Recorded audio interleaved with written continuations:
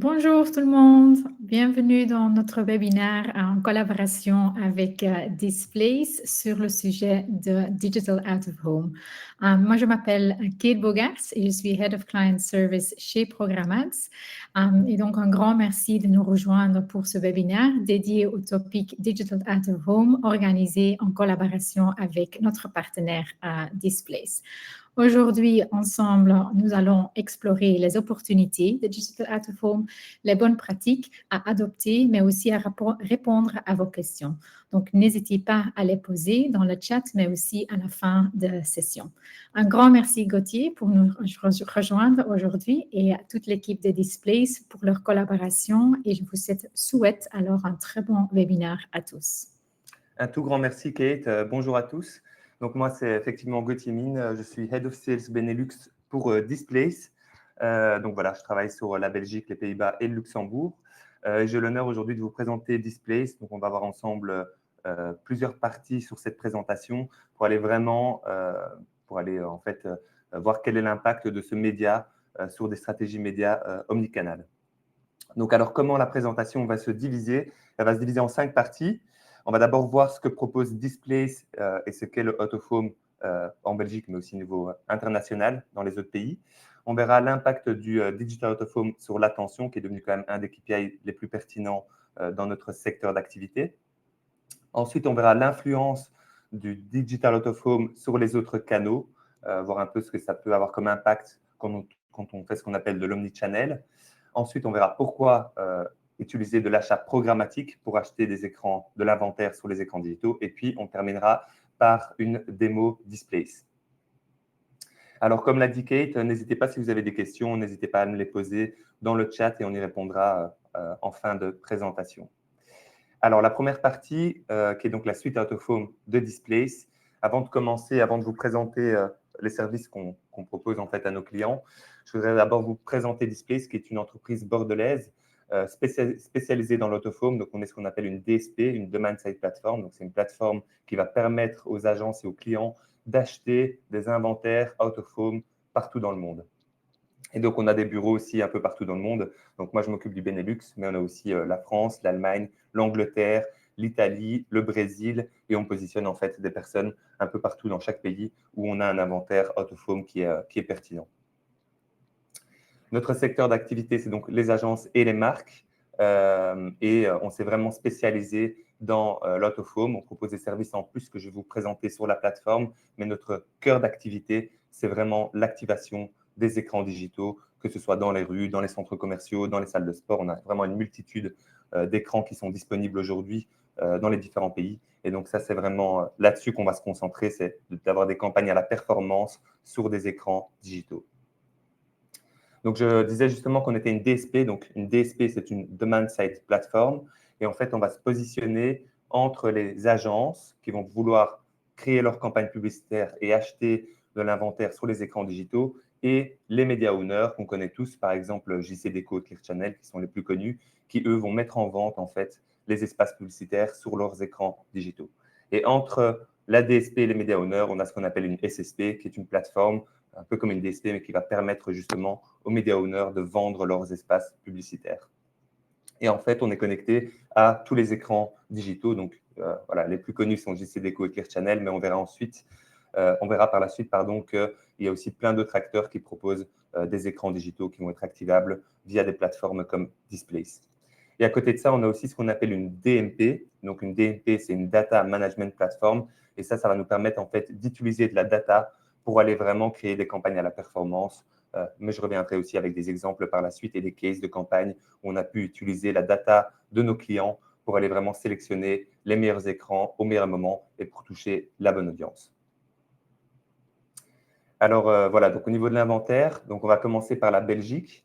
Donc, on voit qu'en Belgique, on est à peu près à 7500 écrans. Ça augmente énormément. Quand j'ai commencé chez Displace, il y a un peu plus d'un an, on était à peu près à 5000 écrans. Donc, il y a quand même une énorme augmentation des écrans digitaux dans les différents univers. Et alors, on peut classer les écrans sous 4 grandes typologies.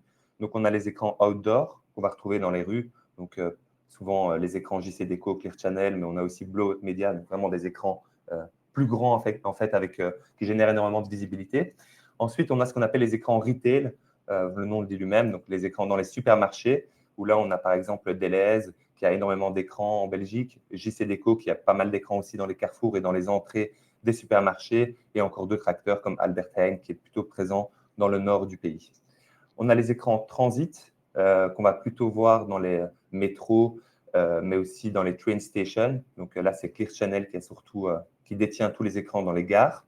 Et on a aussi les aéroports, par exemple l'aéroport de Zaventem et de Charleroi, où là aussi on a une multitude d'écrans premium qui sont disponibles et qu'on va pouvoir acheter sur Displace.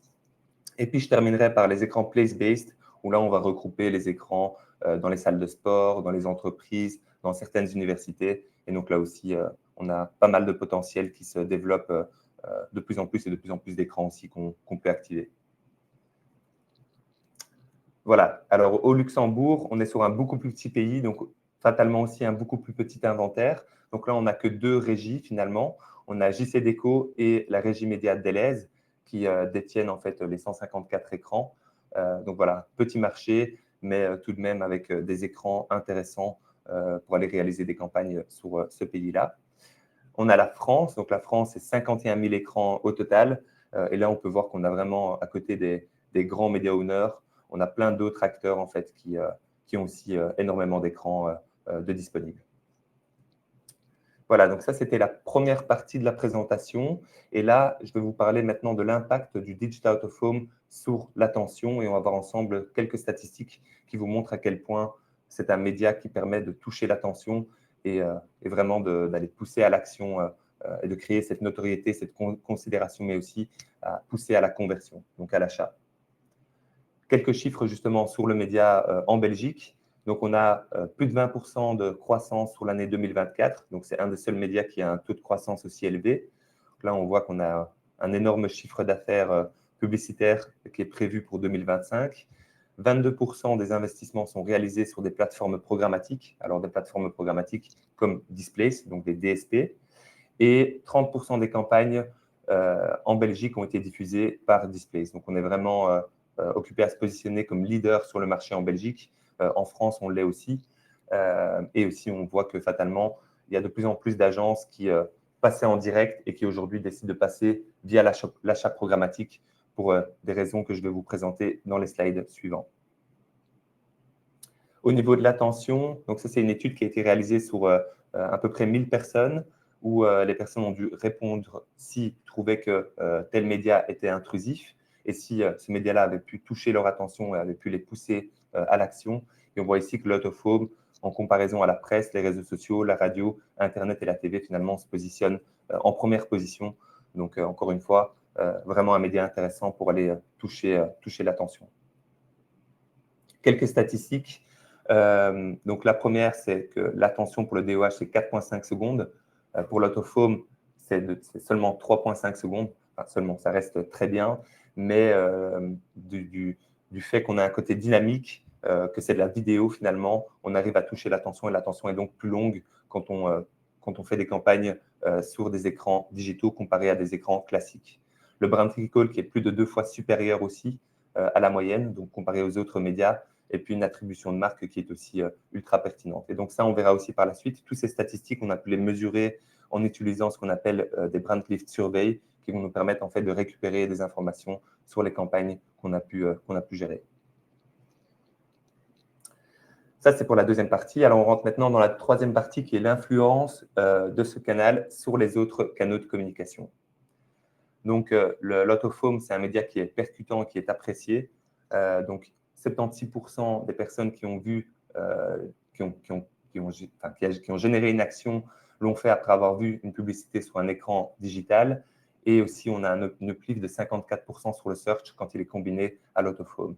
Et nous aussi, on a souvent des retours ultra positifs. Donc, au niveau créatif, c'est vrai que c'est un média qui est visible. Le fait de pouvoir jouer aussi avec le contexte dans lequel l'écran se situe, qu'on soit dans une salle de sport, qu'on soit dans un centre commercial, il y a vraiment la possibilité d'aller contextualiser la pub, ce qui n'est pas le cas sur d'autres médias. Le halo effect, donc c'est l'influence justement de ce levier sur les autres canaux de communication. Et là, on peut voir que c'est surtout le search qui va être impacté. Donc, c'est ultra intéressant d'aller utiliser d'aller ajouter en fait de l'autofome quand on fait une campagne qui contient du search. Niveau social, où on est quand même sur des closed garden, on a quand même une augmentation de plus 20% en termes d'impact business. En TV, plus 17%, et en radio et en presse, on a 17% et 7% pour la presse. Alors ici, pour vous montrer justement à quel point l'autofome a un impact sur les autres canaux de communication, ici, c'est une expérience qui a été réalisée, enfin une campagne en fait qui a été réalisée en Angleterre, dans 3 villes, avec le même budget média et à peu près le même reach. Et en fait, on a mesuré en fait le taux de clic de la campagne. Dans une première ville, on n'avait que des publicités sur Facebook et Instagram. Dans la seconde ville, on avait des meta-ads, et 4 semaines de radio en plus. Et dans la troisième ville, on avait des meta-ads, 4 semaines de radio et 2 semaines d'autofome. Donc, en mesurant le taux de clic, on voit qu'ici, en ajoutant 4 semaines de radio, on a plus 29% au niveau du CTR. Et en ajoutant de l'autofome, on arrive à plus 86% en termes d'impact business. Donc, ça nous montre à quel point, effectivement, l'autofome va nous aider, en fait, à pousser les indicateurs de performance sur les autres canaux de communication digitaux ou non. La position aussi de ce canal par rapport aux autres canaux de communication est aussi super pertinente. Donc, ici, on a notre fameux funnel de conversion, donc notoriété, considération, conversion. Et on voit que le Digital Out of Home va vraiment se positionner en mid-funnel, donc entre le branding et entre l'acquisition. Donc, ça va nous permettre en fait de faire le pont entre les médias offline ou les médias vraiment purement branding, la vidéo, l'audio, la radio, et les médias digitaux qu'on va plutôt utiliser pour la performance, pour aller chercher des visites et des leads. Et donc ici, on voit que pour pouvoir faire le pont entre ces deux leviers, le Digital Out of Home est vraiment une très bonne solution. On va aussi augmenter ce qu'on appelle la considération de marque. Donc là, à nouveau, c'est des statistiques qu'on récupère grâce au Brand Lift Survey qu'on va faire sur des campagnes omnichannel. Et là, on voit qu'on a pu réaliser un uplift en moyenne de plus 33 points. Et donc, c'est 7 points au-dessus du benchmark par rapport aux autres canaux. Donc voilà, en termes de considération, en termes de notoriété et de conversion, c'est un média qui va vraiment vous aider à générer des résultats pertinents. Alors, pourriez-vous demander pourquoi acheter le Digital Out of Home en programmatique? Parce qu'il y a deux façons d'acheter de l'Out of Home. Soit on passe en direct, ça veut dire qu'on va directement négocier avec les régies médias JCDecaux, Clear Channel, Basic Fit, DLS pour acheter de l'inventaire sur leurs écrans. Soit on va le faire via une plateforme comme Displace et on va le faire grâce à de l'achat programmatique. Et on va voir ensemble quelle est justement la plus-value de passer par ce type de plateforme. Premièrement, le premier avantage, c'est qu'on a vraiment une portée élevée, un engagement premium. On est connecté en fait à toutes les régies médias. Donc, en direct, on devrait passer par chaque régie et négocier justement des prix intéressants. Sur Displace, on a la possibilité en fait via une plateforme d'acheter tous les écrans de tous les publishers. Donc, beaucoup plus facile de faire une campagne publicitaire. On a un ciblage qu'on aurait beaucoup moins en direct, qui est basé sur des données live. Là, je vais vous montrer aussi comment ça fonctionne sur la plateforme. On a une gestion de campagne flexible. Ça veut dire qu'on peut changer les créations en cours de route. On peut arrêter la campagne à n'importe quel moment. Donc, on est vraiment maître en fait du setup de sa campagne en cours de campagne. On a l'opportunité de faire de la DCO, donc ce qu'on appelle la Dynamic Creative Optimization, où là, on va utiliser de la data pour contextualiser notre campagne. On est efficace aussi en termes de coûts et c'est facile à déployer et accessible. Je vous montrerai la plateforme. En fait, en 5 étapes, on va pouvoir lancer très rapidement une campagne sur des écrans digitaux. Voilà. Donc là, on est rentré dans la dernière partie, dans la partie démo. Donc là, je vais vous montrer à quoi ressemble la plateforme et comment vous pouvez l'utiliser. Donc, des exemples assez simples. Et si jamais, par la suite, vous aurez accès, vous pourrez voir que finalement, il y a plein de subtilités et plein de choses supplémentaires à réaliser sur la plateforme. Donc, la première partie, voilà, on va la voir ensemble. Donc, ici, on rentre en fait dans la page d'accueil de la plateforme. Et donc là, on va se loguer sur Displace. Donc là, on aura des articles de blog sur les nouveautés en fait, qu'on a lancées, les nouvelles fonctionnalités qu'on a lancées sur Displace.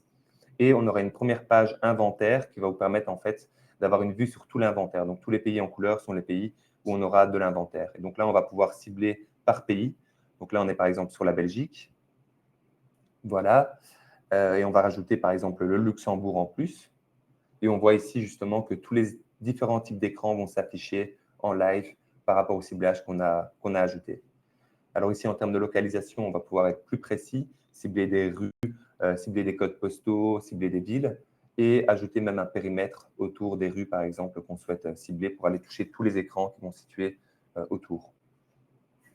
Donc là, ici, par exemple, à 500 mètres autour de la rue Neuve.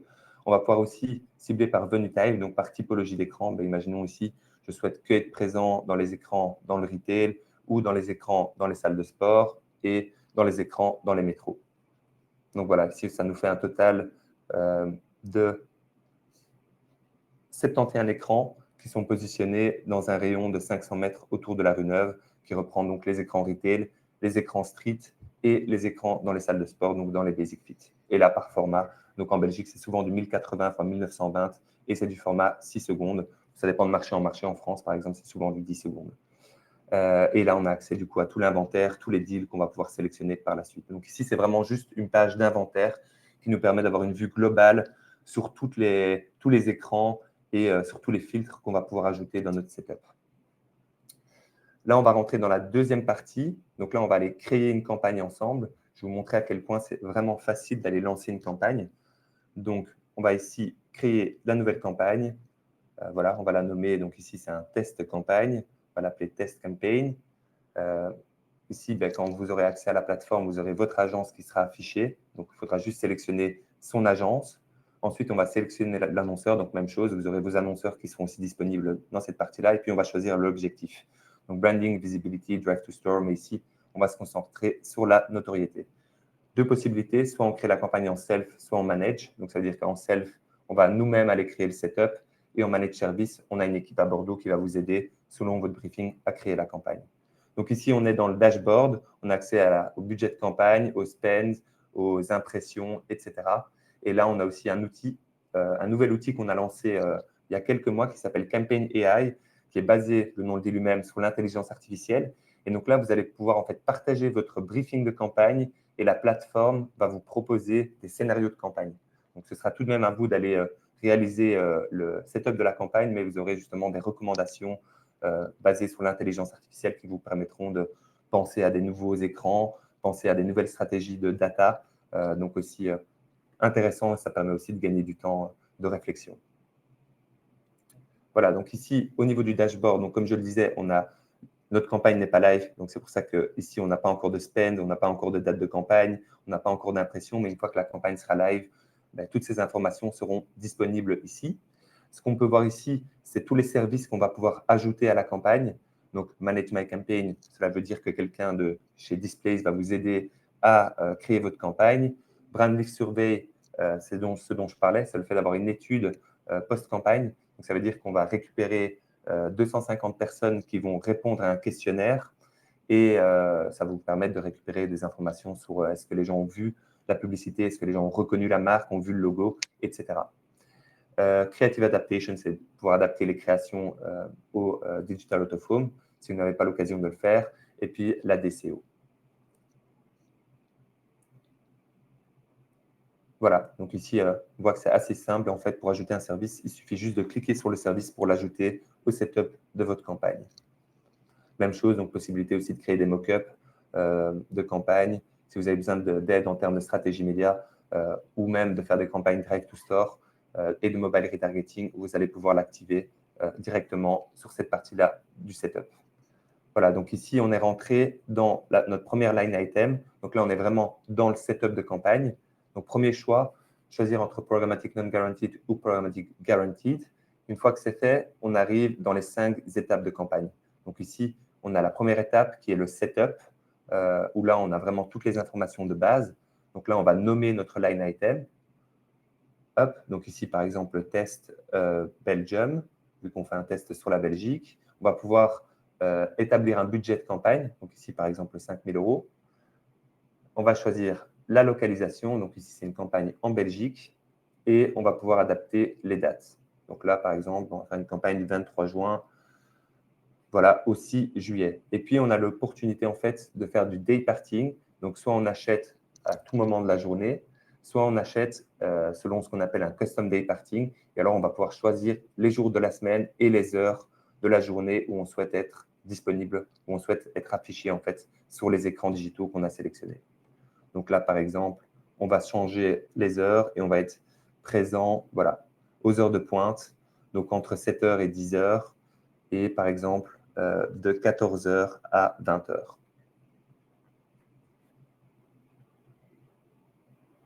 Voilà, on peut changer aussi naturellement pour le week-end si on souhaite ne pas être présent le week-end. Ensuite, on rentre dans la deuxième partie qui est la partie, je dirais, la plus complexe, donc la partie targeting, où là, comme vous pouvez le voir, on a plusieurs possibilités. Hop, je reviens juste un peu en arrière. Voilà, donc on va pouvoir cibler par géolocalisation, on va pouvoir cibler par screen characteristics et on va pouvoir aussi cibler par data. Donc, on va commencer par regarder sur la partie géolocalisation, où là, on va pouvoir cibler des villes, par exemple. Donc, ici, on prend Bruxelles. Voilà, il faut toujours le prendre dans les deux langues. Et ensuite, on va ajouter ce qu'on appelle des POI, donc les Point of Interest. Alors, ça, c'est un nouvel outil qu'on a lancé récemment. Je donne un exemple bien concret. Imaginons qu'on ait un produit dans le pharma et qu'on souhaite cibler toutes les pharmacies, enfin tous les écrans autour des pharmacies en Belgique. Avant, il fallait le faire manuellement, donc il fallait avoir l'adresse de toutes les pharmacies. Aujourd'hui, grâce au POI, donc au Point of Interest, on peut directement, automatiquement cibler tous les écrans à moins de 500 mètres des pharmacies en Belgique. Donc, vraiment facile à utiliser et vraiment pertinent. Donc ici, on va par exemple cibler tous les hôpitaux. Et donc, automatiquement, l'outil va nous cibler tous les POI et tous les écrans à moins de 300 mètres, par exemple, des hôpitaux à Bruxelles. Voilà, donc ça, c'est au niveau géolocalisation. Ensuite, au niveau screen characteristics, on va pouvoir cibler par publisher. Imaginons qu'on souhaite que être présent sur les écrans Clear Channel et JCDecaux. On va pouvoir les sélectionner ici. Donc, aussi assez simple. Par venue type, donc c'est ce que je disais dans la partie inventaire, on va pouvoir cibler que les écrans dans les centres commerciaux, que les écrans dans les bureaux, les écrans dans les salles de sport. Et donc, là aussi, c'est un filtre qui va très facilement nous permettre de cibler les bons écrans. Voilà, donc ici, par exemple, on cible les écrans outdoor, donc les écrans dans les rues, et les écrans transit, donc dans les métros et dans les train stations. Alors, on arrive dans la dernière partie, donc là aussi par format créatif. Donc, encore une fois, en Belgique, c'est du 1080 x 1920 et du 6 secondes. On a quelques écrans différents au niveau des specs techniques, mais je dirais que 80% d'écrans sont du 1080 x 1920 en 6 secondes. Et après, on a ce qu'on appelle l'audience data. Donc, on a un partenaire qui est spécialisé en fait en data mobile, qui est AdSquare, qui va nous permettre en fait de cibler les bons écrans selon l'audience qu'on souhaite toucher. Alors, en Belgique, au niveau des segments d'audience, on a plusieurs catégories. Voilà, on va les voir ensemble. Donc, on a ce qu'on appelle l'app usage, brand affinities, demographic, device ownership, interest, place visits et seasonal. Je vais vous montrer, par exemple, si je prends le demographics et que je cible l'âge. Donc là, par exemple, on va cibler les femmes voilà, entre 25 et 54 ans. Et automatiquement, l'outil va me cibler les écrans les plus pertinents en fonction de cette audience. Voilà, donc ça, c'est pour la deuxième partie, la partie targeting. Et là, on a aussi, quand on utilise de la data, on a trois options. Donc, soit on fait du Boost Audience Concentration, soit c'est recommandé, ça veut dire qu'on va utiliser la data, mais on va quand même avoir un ciblage d'écran qui ne soit pas trop précis non plus pour ne pas se concentrer. Imaginons qu'on utilise des intérêts ou des demographics qui soient bien précis et que ça ne cible finalement que 20 écrans. Soit on va faire du Boost Reach, et là, ça va nous sélectionner vraiment un peu plus d'écrans, mais qui sont tout de même intéressants pour l'audience qu'on a établie dans cette partie du setup.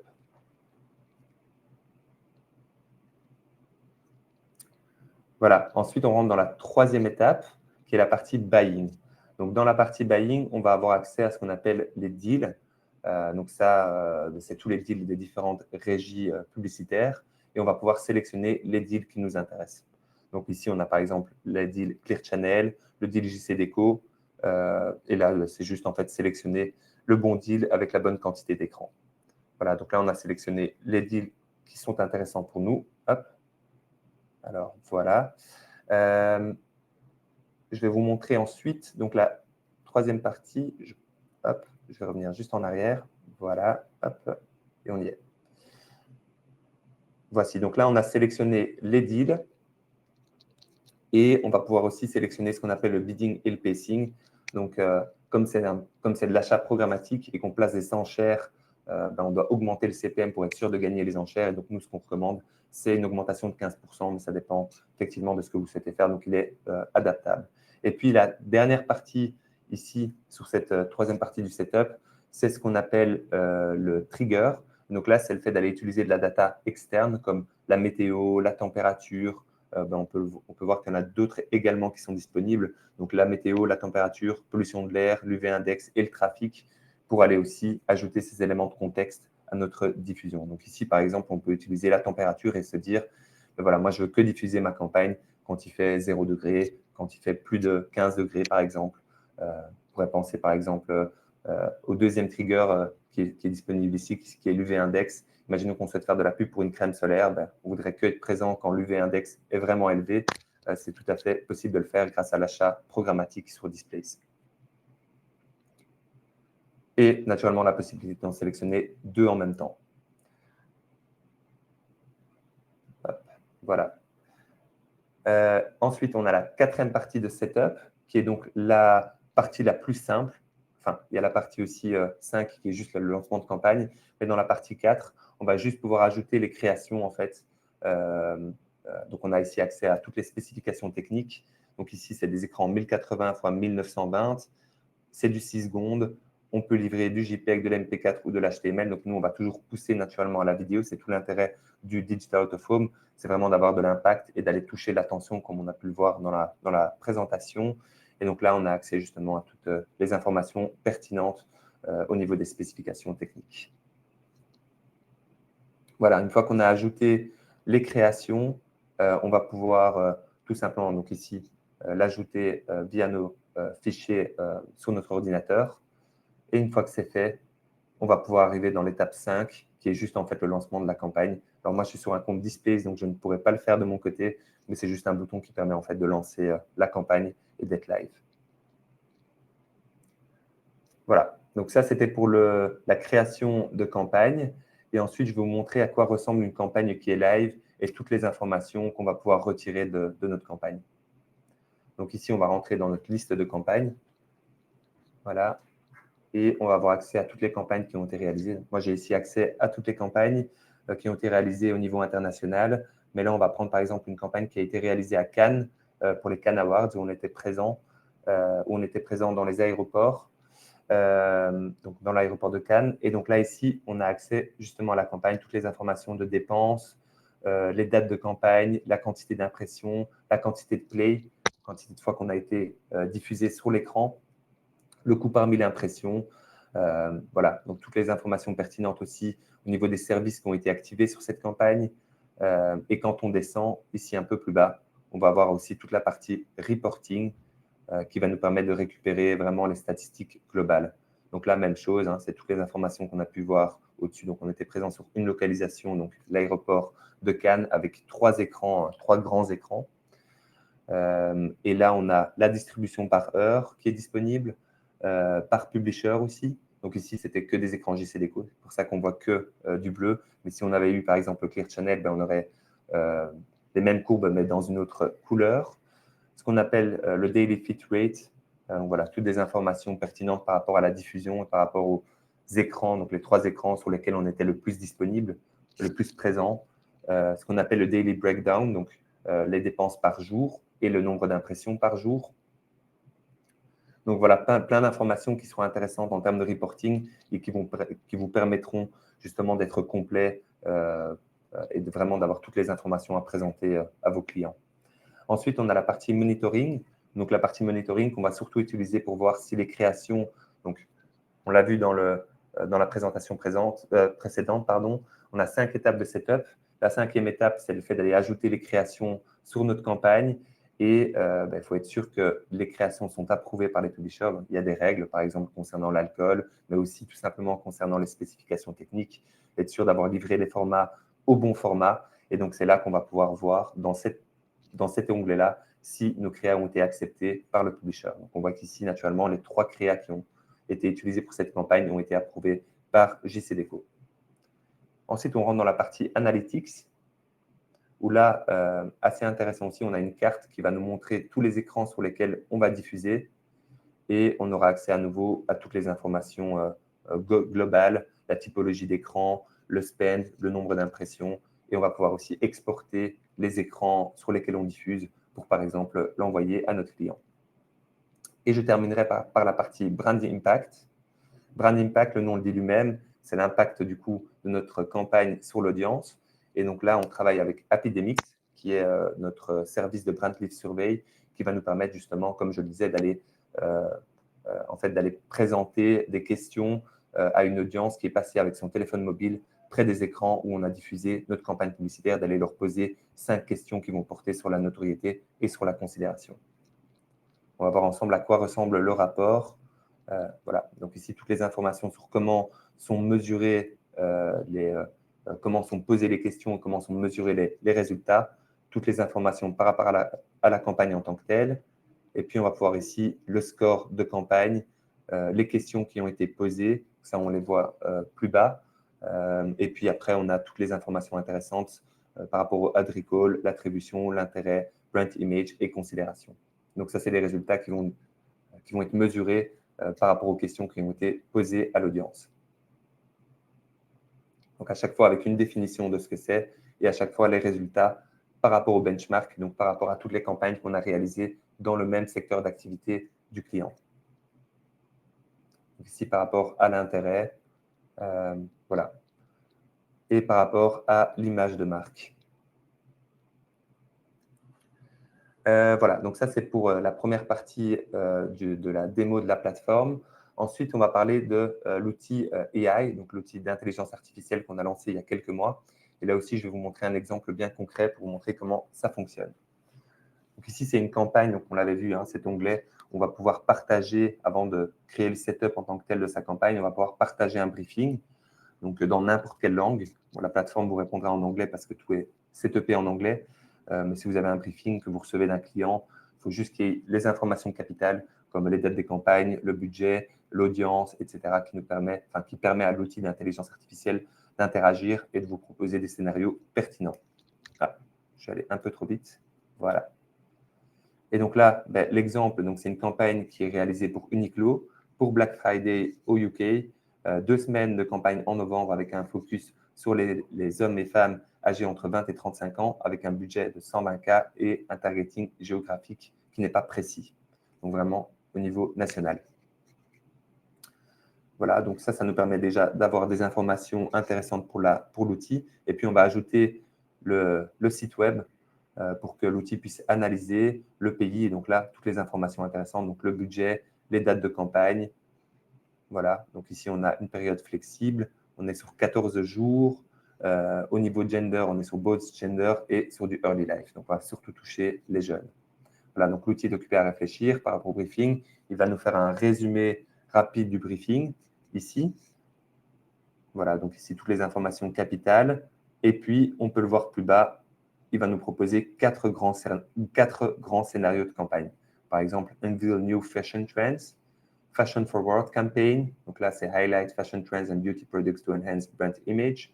Leverage Digital Billboards in Shopping Districts ou Utilize Digital Billboards for Nationwide Campaigns.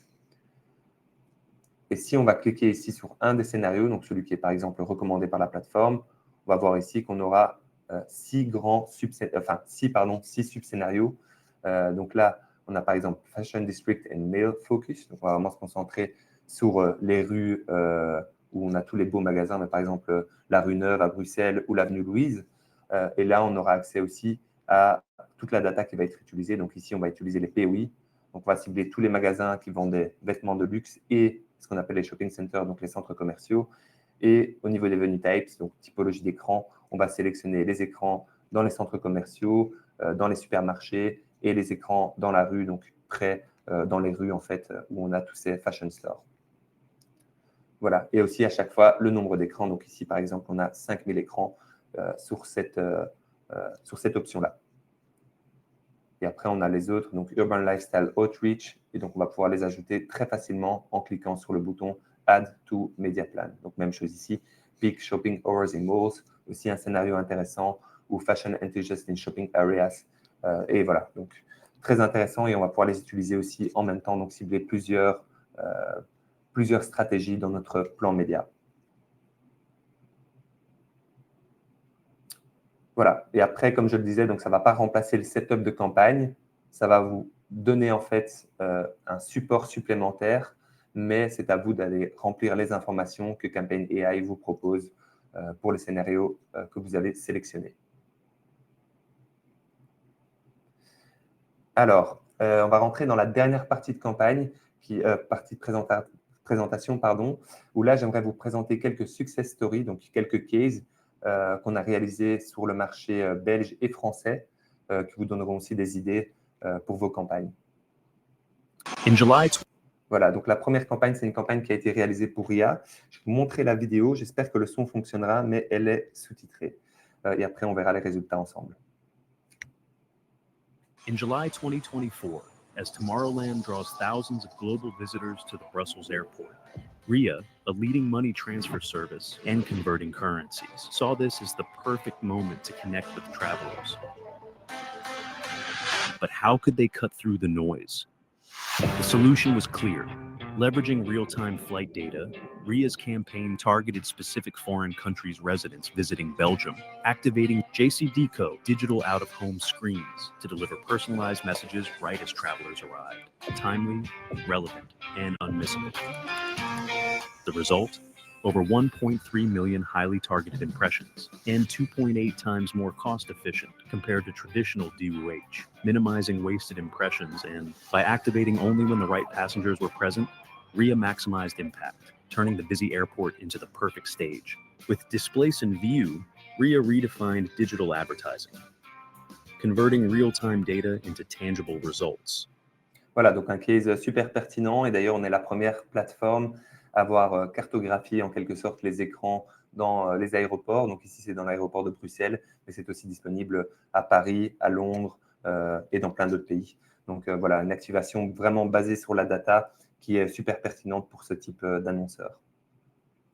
Donc ici, on voit les résultats de campagne, la quantité d'impressions, les plays, le nombre d'écrans sur lesquels on était présent.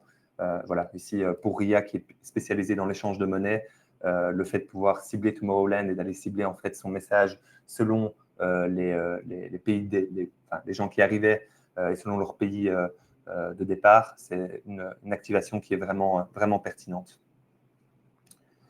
Voilà. Alors, deuxième campagne que je vais vous présenter, c'est une campagne qu'on a réalisée pour Veolia, qui a gagné d'ailleurs un Lion à Cannes. Et je vais vous montrer directement la vidéo du case. Hop, et voilà. Chez Veolia, notre principal client, c'est elle, la nature. Veolia présente Pulse of Nature. Pour la première fois, la nature belge peut elle-même nous dire où elle a le plus besoin d'aide. Pour cela, on a regroupé les datas existantes de la nature belge. Les datas sur le climat, sur l'eau et d'autres ressources naturelles rassemblées sur une même plateforme. Un algorithme compare alors ces datas pour définir un top 10 des défis écologiques à relever. En un coup d'œil, on voit qu'ici, il faudrait économiser l'eau.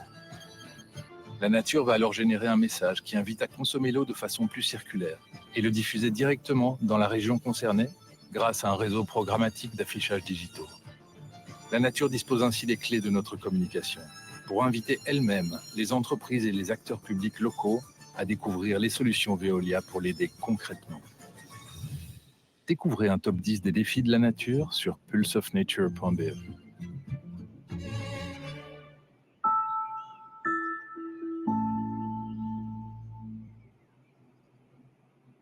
Voilà, vous l'aurez compris, donc une campagne aussi très innovante. Je le disais, on a gagné un prix au Lions à Cannes, mais aussi sur pas mal d'événements en Belgique. Et donc, on espère voir de plus en plus ce type de campagne où on va vraiment utiliser la data externe du client pour aller réaliser des campagnes contextualisées. Donc là, même chose, c'était une campagne qui a été réalisée en Belgique au niveau national, dans 110 villes, dans 11 provinces. Et donc là, effectivement, on a plus de 3,8 millions d'impressions, 1,5 million de plays sur les écrans. Donc voilà, très intéressante comme campagne et le fait d'avoir utilisé justement cette data sur des écrans avec des objectifs, des challenges en fait liés aux clients. Ensuite, on a Columbia. Donc ça, c'est le troisième case que je vais vous présenter. Donc Columbia, ils sont spécialisés dans tout ce qui est vêtements, je dirais un peu divers, donc les doudounes un peu luxueuses. Donc un produit assez haut de gamme. Donc là, on avait réalisé une campagne dans 3 pays, donc en Allemagne, au UK et en France. On était présent dans les transports en commun, les centres commerciaux et les mobiliers urbains. On souhaitait toucher une audience entre 25 et 55 ans. Et là, ce qu'on a fait, c'est premièrement utiliser un custom day parting en fonction du parcours utilisateur, mais on a aussi en fait utilisé la température pour aller montrer des produits bien spécifiques. Donc, on allait montrer, par exemple, quand il faisait entre moins de 5 degrés, on allait mettre en avant les vestes d'hiver. Quand il faisait 10 degrés, on allait mettre en avant d'autres produits. Donc, à nouveau, le fait d'aller utiliser ce qu'on appelle des triggers pour aller contextualiser la campagne. Voilà, donc on est arrivé à la fin de la présentation. J'espère que c'était clair pour vous. N'hésitez surtout pas si vous avez des questions. Je serais vraiment enchanté d'y répondre. Et je laisse Kate reprendre la dernière partie de la conclusion.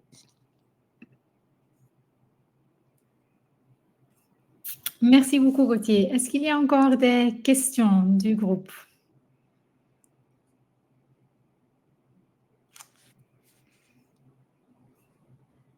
Non? Mais si jamais vous avez encore des questions qui vous viennent alors après la session, n'hésitez pas alors de nous contacter. Nous sommes là pour vous aider. Et comme on disait, donc un grand merci pour votre temps et pour nous joindre aujourd'hui dans cette session ici. Après, on va vous envoyer un mail avec le replay de la session d'aujourd'hui, mais aussi quelques slides et aussi un petit survey, un sondage pour donner du feedback, parce que pour nous, c'est super important de comprendre est-ce qu'on a met your expectations aujourd'hui sur la session, mais aussi pour comprendre quels sont peut-être des autres sujets pour le futur que vous aimeriez que nous pouvons aborder alors dans des webinaires comme aujourd'hui. Donc, de nouveau, un grand merci pour joindre cette session d'aujourd'hui. Et si on n'a pas de questions du groupe, alors je dirais une bonne journée à tout le monde et à bientôt. Un tout grand merci, une très belle journée à vous.